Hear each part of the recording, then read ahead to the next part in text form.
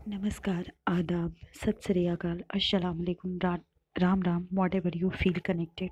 मैं आप लोगों के लिए लाई हूँ एक बहुत ही खूबसूरत कहानी मुंशी प्रेमचंद्र के द्वारा रचित, जिसका शीर्षक है आप बीती। तो चलिए कहानी को शुरू करते हैं। साहित्यकारों की ज़िंदगी में एक ऐसा वक्त भी ज़रूर आता है जब प्रशंसकों की तरफ से उन्हें ढेरों पत्र प्राप्त होते हैं और वो खुशी से झूम उठते हैं। यह एक ऐसा वक्त होता है जब लेखक अपनी सारी समस्याओं को भूल खुशी का अनुभव करता है। वो पत्रों के सागर में डूब जाता है और लहरों के साथ कल्पना के एक नए शिखर पर पहुंच जाता है। उस पल में भी कुछ यूं ही यह महत्व महसूस होता है। कुछ ऐसा ही अनुभव मैंने सावन महीने में किया जब मुझे मेरी रचनाओं की प्रशंसाओं से भरा पत्र प्राप्त हुआ। इसी पत्र में दिल खोलकर मेरी कृतियों की तारीफें की गई थी। पत्र भेजने वाले खुद एक उत्तम कवि थे। उनकी कविताएं अक्सर पत्रिकाओं में छपती थी। मैं उनका यह पत्र पढ़कर फूला नहीं समा रहा था। मैं खुशी के मारे उसी वक्त उस पत्र का जवाब लिखने बैठ गया था। उस उत्साह में मैंने जो कुछ भी पत्र में लिखा इस समय वो याद नहीं है। हाँ, इतना याद है कि उस पत्र में शुरू से अंत तक प्रेम भरे मीठे शब्द लिखे थे। हालांकि मैं कभी कविता नहीं लिखता था, लेकिन फिर भी मैं शब्दों को जितना सुंदर बना सकता था मैंने उतना संवार दिया। यहाँ तक कि पत्र लिखने के बाद जब मैंने उसे फिर से पढ़ा तो मुझे कविता बहुत पसंद आई। पूरा पत्र भाव से भरपूर था। 5वें दिन उसी कवि का एक और पत्र मुझे मिला। वो पहले वाले पत्र के मुकाबले ज़्यादा प्रभावी था। उसमें मुझे प्यारे भैया कहकर पुकारा गया था। साथ ही मेरी रचनाओं की एक सूची और प्रकाशकों के बारे में उनके नाम और पते पूछे गए थे।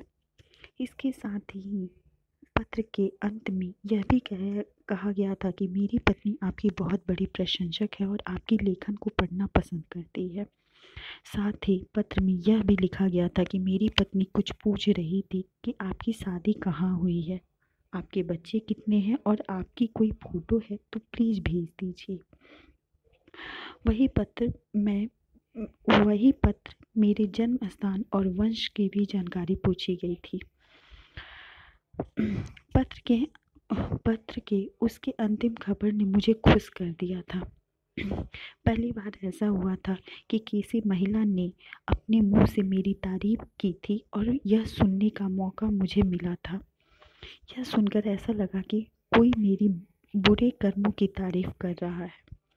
उसी दौरान तारीफ में जितने भी शब्द मुझे याद थे उन सबको मैंने पत्र में लिख डाला और अपने सब परिवार और खानदान के विषय में ऐसा जिक्र किया जैसे किसी कवि ने भी कभी राजा का गुणगान नहीं किया हो। मेरे दादाजी एक जमींदार के यहाँ कर्मचारी थे, लेकिन उन्हें मैंने रियासत का प्रबंधक बताया था। वहीं अपने कलर्क पिता को मैंने दफ्तर का प्रधानाध्यक्ष बताया। पत्र में किसानी को जमींदारी बताया था।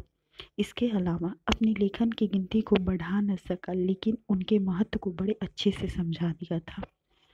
देखा जाए तो मैंने अपनी तारीफ करना एक सिरफिरापन है, लेकिन इशारों में यह काम आसानी से किया जा सकता है। खैर, पत्र खत्म हो चुका था और लेटर बॉक्स में पहुंच चुका था। इसके बाद हफ्ते तक कोई भी पत्र नहीं आया। मैंने पत्र में अपने हिसाब से अपनी पत्नी की तरफ से भी कुछ बातें लिखी थी। उम्मीद थी कि घनिष्ठता बढ़ेगी, लेकिन ऐसा लग रहा था कि कहीं वे मुझे मतलबी और सेंटिमेंटल ना समझने लगा हो, इसलिए कोई पत्र नहीं लिखा हो। आश्विन के महीने का तीसरा पहर था। हर तरफ रामलीला का उत्साह था। मैं भी अपने एक दोस्त के घर था। वहाँ ताश की बाजी चल रही थी। अचानक एक व्यक्ति वहाँ मेरे बारे में पूछते हुए वह मेरा नाम लेते हुए वहाँ आया और मेरे बगल की कुर्सी पर आकर बैठ गया। मैं उसे नहीं जानता था। मैं सोच में था कि आखिर कौन है ये आदमी और यहाँ कैसे आया। मेरे दोस्त लोग भी उन महाशय को देखकर इशारेबाजी करने लगे। मैं विनम्रता के साथ उस महाशय का नाम पूछा। जवाब मिला, मेरा नाम उमापति नारायण है। मैं जवाब सुनते ही खुश होकर उनके गले लग गया। यह कोई और नहीं बल्कि वही कवि महोदय थे जिन्होंने मुझे पत्र भेजा था। मैंने उनसे उनका हाल चाल पूछा, फिर पान और इलायची खिलाई और पूछा कि यहाँ कैसे आना हुआ। उन्होंने जवाब दिया, घर चलिए फिर विस्तार से बताऊंगा। मैं आपके यहाँ से होकर आया हूँ, वहाँ मुझे पता चला कि आप यहाँ हैं, तो मैं पूछता हुआ यहाँ आ गया। फिर मैं फ़ौरन उनके साथ जाने के लिए तैयार हो गया। उनके कमरे से निकलते ही मेरे दोस्तों ने इशारे में मुझसे पूछा कि यह साहब कौन है। मैंने दोस्तों को बताया कि ये मेरे नए मित्र हैं। मित्र ने कहा कि थोड़ा सावधान रहिएगा, मुझे ये थोड़े उचक्के लग रहे हैं। मैंने कहा, आपका यह अनुमान गलत है। आप आदमी को हमेशा उसके कपड़ों से जज करते हैं, लेकिन इंसान वस्त्रों से नहीं बल्कि दिल से होता है। मित्र, खैर ये रहस्य की बात है, बाकी आप जाने मैं आपको बस सावधान कर रहा हूँ। मैंने मित्र की बात का कोई जवाब न दिया और वहाँ उमापति जी को लेकर अपने घर आ गया। मैंने उनके लिए बाजार से खाना मंगवाया। इस दौरान उन्होंने अपनी कई सारी कविताएं मुझे सुनाई। कविताएं सुनाते वक्त उनकी आवाज़ बहुत मनोहर और मीठी लग रही थी। हालांकि कविताएं तो मुझे समझ नहीं आई, लेकिन मैंने उनकी कविताओं की तारीफ के पुल बांध दिए। मैं खुशी के मारे उनकी कविताओं की वाहवाही करने लगा। ऐसा लग रहा था जैसे मानो मुझसे बढ़कर कोई काव्य प्रेमी नहीं है। शाम के वक्त हम दोनों रामलीला देखने गए। वहाँ से लौटकर आने के बाद मैंने उन्हें खाना खिलाया। इसके बाद उन्होंने अपनी यात्रा के बारे में बताना शुरू किया। उन्होंने बताया कि वह इस वक्त कानपुर जा रहे हैं अपनी पत्नी को लेने के लिए। उनका मकान कानपुर में है। उन्होंने उस वक्त अपने विचार को साझा करते हुए बताया कि उनकी इच्छा मासिक पत्रिका निकालने की है। उन्होंने बताया कि प्रकाशक कविताओं के लिए 1000 रुपये देते हैं, लेकिन उनकी इच्छा है कि वे कविताओं की पत्रिका में क्रमशः निकालें, फिर अपने ही पैसों से पुस्तकाकार प्रिंट करवाएं। उमापति ने यह भी बताया कि उनकी जमींदारी कानपुर शहर में है, लेकिन वो साहित्यिक जिंदगी बिताना चाहते हैं। उन्हें जमींदारी से नफरत है। उन्होंने बताया कि उनकी पत्नी लड़कियों के एक स्कूल में प्रधानाध्यापिका है। यह सारी बातें देर रात तक चलती रही। अधिकांश बातें उस दिन की याद नहीं है। हाँ, बस यह याद है कि हमने अपने भावी जिंदगी का एक प्रोग्राम बना लिया था। उस वक्त मैं अपनी किस्मत को सराह रहा था कि घर बैठे बैठाए मुझे भगवान ने एक सच्चा दोस्त भेज दिया। हाँ, हम लोगों को बात करते करते लगभग आधी रात यूं ही बीत गई। उन्हें अगले दिन सुबह 8 बजे निकलना था। जब मैं सोकर उठा तो सुबह के 7 बज रहे थे। मैंने देखा कि उमापति जी जाने के लिए तैयार थे। इजाज़त दीजिए, लौटते वक्त इधर से ही जाऊंगा। इस वक्त आपको तकलीफ दे रहा हूँ, माफ़ करिएगा। जब कल मैं चला था तो उस वक्त सुबह के 4 बज रहे थे। चलने की चिंता में पूरी रात जागना पड़ गया। गाड़ी में बैठते ही झपकी आने लगी तो मैंने कोट उतार दी और फिर लेटा तो फौरन सो गया। मुगल सराय में आँख खुली तो देखा कि कोट गायब था। कोट को मैंने चारों तरफ ढूंढा। पता ही नहीं चला कि मेरा कोट किसने चोरी कर लिया है। मेरे कोट में उस वक्त 50 रुपये रखे थे, वो भी साथ में चले गए। पत्नी के मैके उसे लेने जाना है और जाते वक्त मुझे कपड़े ले जाने हैं। आप मुझे 50 रुपये उधार दे दीजिए। ससुराल में हर वक्त थोड़े बहुत खर्च होने स्वाभाविक है। ऐसे में अगर पैसे ना खर्च करो तो हंसी होगी। मैं जब वापसी में इधर से लौटूंगा तो आपको पैसे देता जाऊंगा। मैं उनकी बात सुनकर बड़ी दुविधा में था। मुझे पहले भी एक बार धोखा मिला था। फौरन फौरन मन में ख्याल आया कि कहीं इस बार भी धोखा ना खा जाऊं। फिर तुरंत ही मुझे अपने इस ख्याल को शर्म आने लगी। मैंने सोचा, इस संसार में हर आदमी एक जैसा नहीं होता है। ये बेचारे कितने सज्जन आदमी हैं, इस वक्त मुसीबत में हैं। ये सोचते हुए मैंने अपनी पत्नी को कहा कि अगर तुम्हारे पास कुछ पैसे हो तो दे दो। पत्नी ने पूछा, क्या करोगे? मैंने कहा, कल जो मित्र आए हैं किसी ने उनके रुपए सफ़र के दौरान चुरा लिए हैं। उन्हें ससुराल अपनी पत्नी को लेने जाना है। लौटते वक्त वो पैसे दे देंगे। मेरी बातों को सुनकर पत्नी मजाक करते हुए कहा, तुम्हारे जितने भी दोस्त आते हैं सब तुम्हें धोखा देने ही आते हैं। मेरे पास कुछ पैसे नहीं हैं। फिर मैंने थोड़ा अपनी पत्नी को मनाते हुए कहा कि अगर पैसे हैं तो दे दो ना।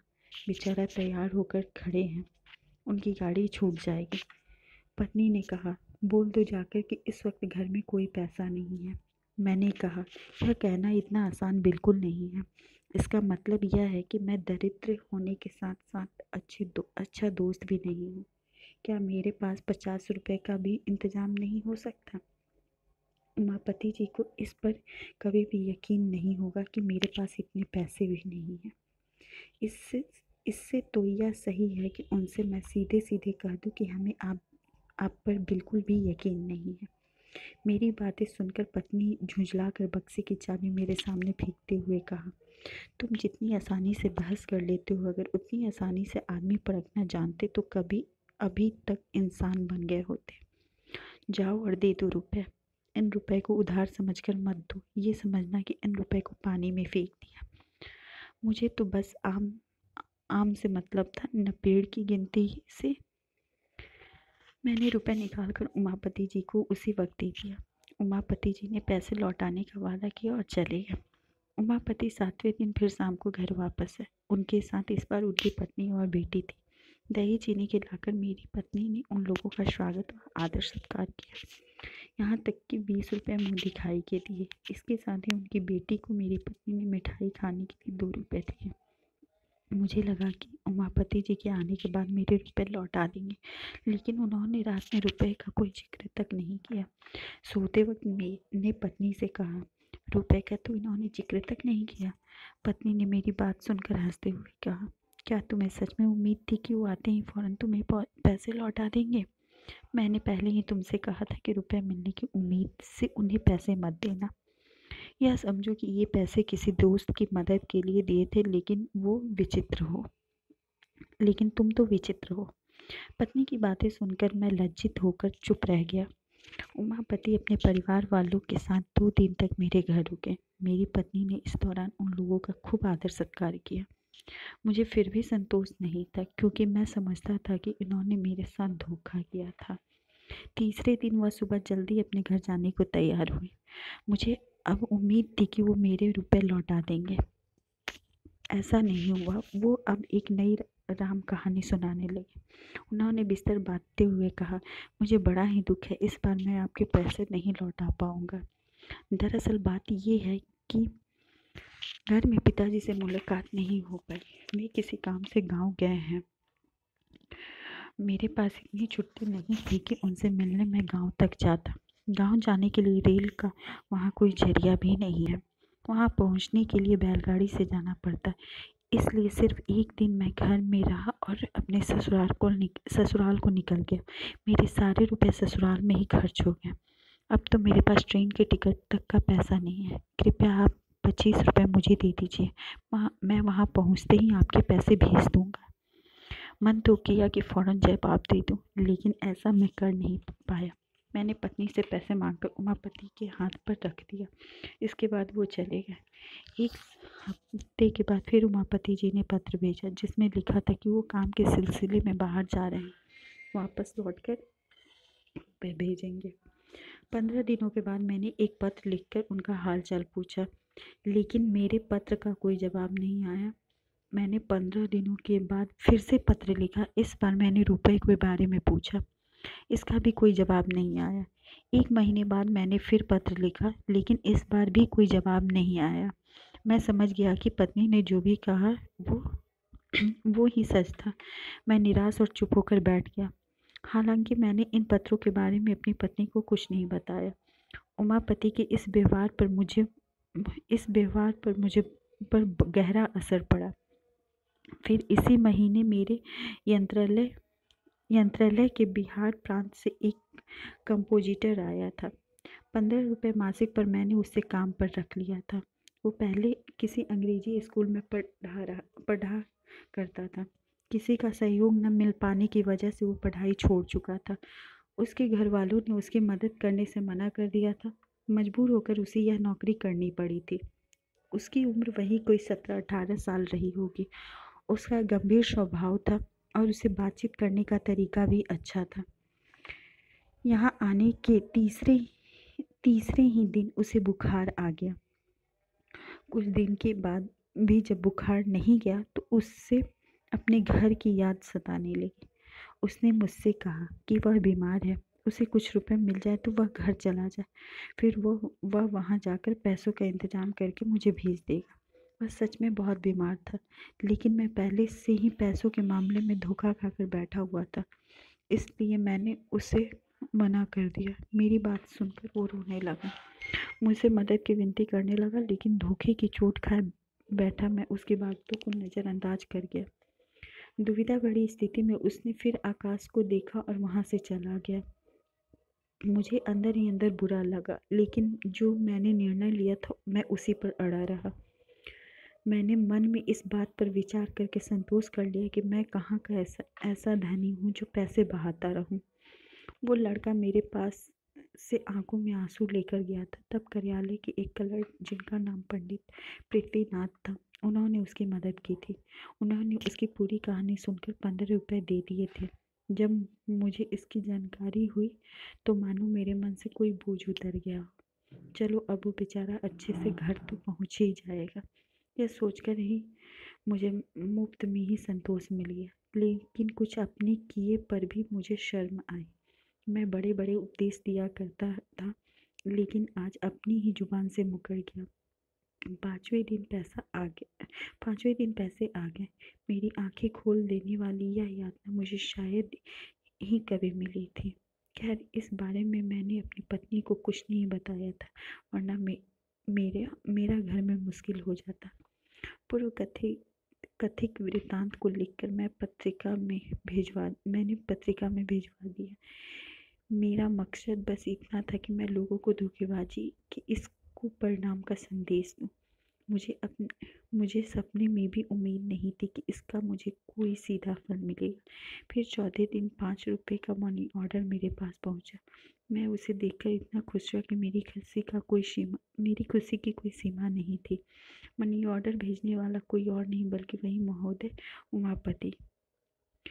भेजे गए कूपन पर सिर्फ क्षमा शब्द लिखा गया था। मैंने वो पैसे ले जाकर अपनी पत्नी को दे दिए। वो कूपन दिखाया।